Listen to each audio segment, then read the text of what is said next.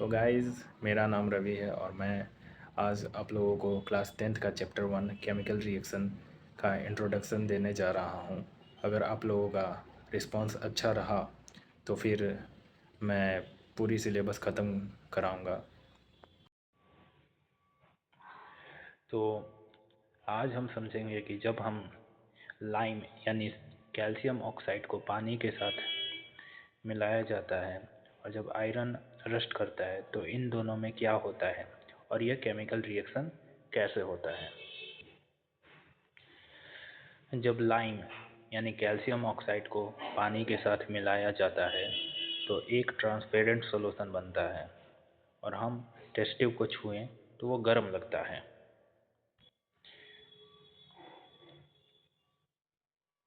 यहाँ पे हम लोग देख सकते हैं कैल्शियम ऑक्साइड वाटर के साथ रिएक्ट करता है तो कैल्शियम हाइड्रोक्साइड बनता है।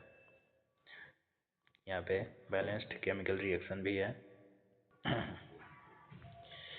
इसका मतलब है कि जब लाइम और पानी रिएक्ट करते हैं तो एक रिएक्शन होती है जिसमें हीट निकलती है और इसे एक्जोथर्मिक रिएक्शन कहते हैं।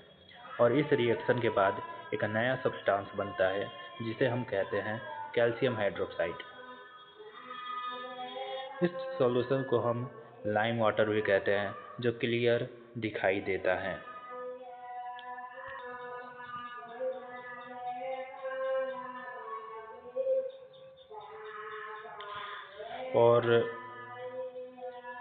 और इसी तरह लोहे जिसको या फिर आयरन के आर्टिकल जैसे चेन, गेट या नील कुछ समय बाद अपनी सरफेस पर एक ब्राउन लेयर डेवलप करते हैं जिसे हम रस्ट कहते हैं।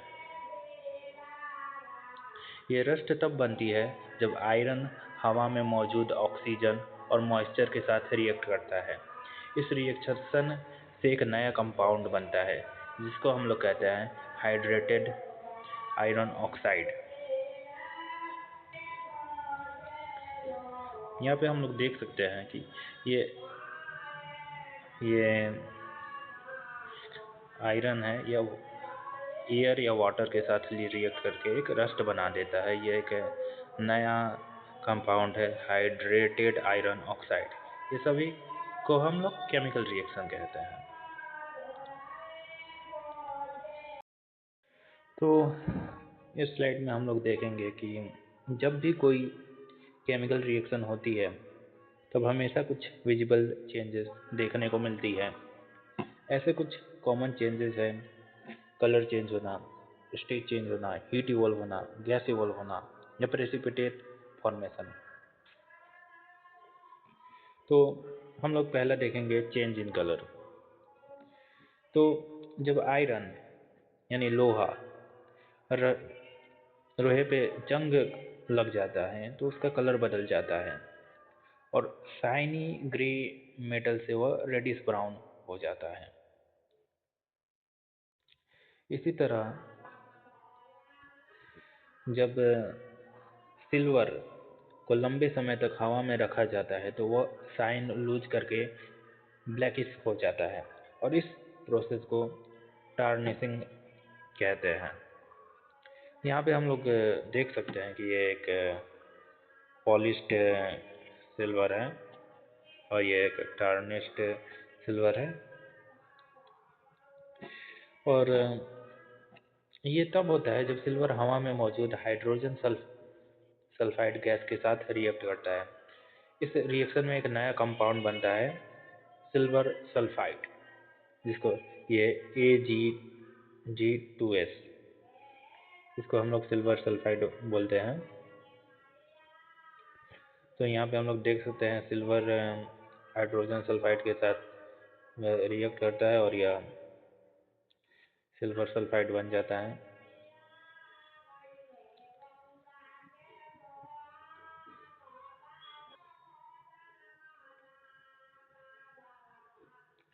तो यहाँ पे अब हम लोग दूसरा चेंजेस देखेंगे चेंज इन स्टेट। तो जब किसी लिक्विड को हीट किया जाता है तो उसके पार्टिकल एनर्जी गेन करते हैं और तेज गति से मूव करने लगते हैं। इसी लिक्विड के पार्टिकल्स को बीच के अट्रैक्शन कम हो जाते हैं और वो वेपर में कन्वर्ट हो जाते हैं। यहाँ पे हम लोग देख सकते हैं कि ये लिक्विड को जब हम लोग गर्म करते हैं तो ये वेपर में कन्वर्ट हो जाता है।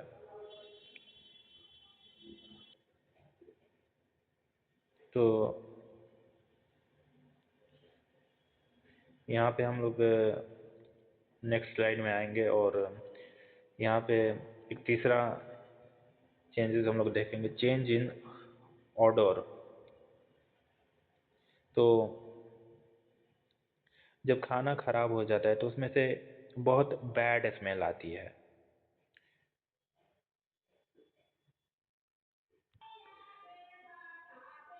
ये इसलिए होता है क्योंकि फूड के अंदर बैक्टीरिया और फंजाई ग्रो करने लगते हैं और वो खाने के न्यूट्रिएंट्स के साथ केमिकल रिएक्शन करते हैं और इस रिएक्शन के दौरान न्यू सब्सटेंस बनता है और इन सब्सटेंस के कारण खाना स्मेली या रॉटन हो जाता है। जैसे अगर ये ब्रेड या फिर फ्रूट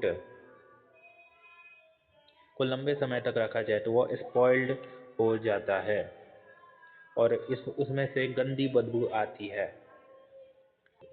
तो जब खाना खराब होकर बदबू देने लगे तो समझ लो कि केमिकल रिएक्शन हो चुकी है।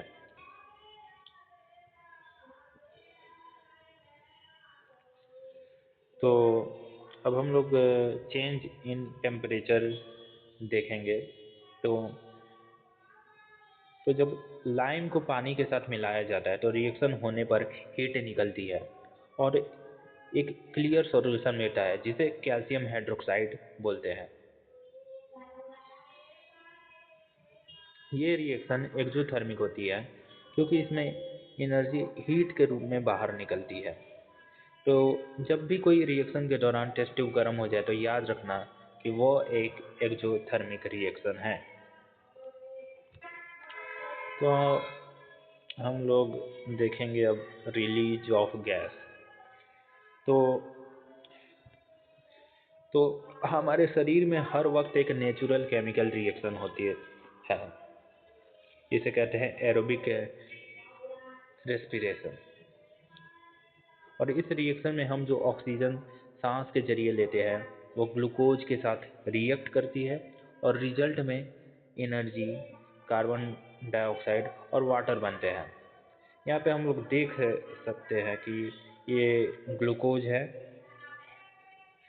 और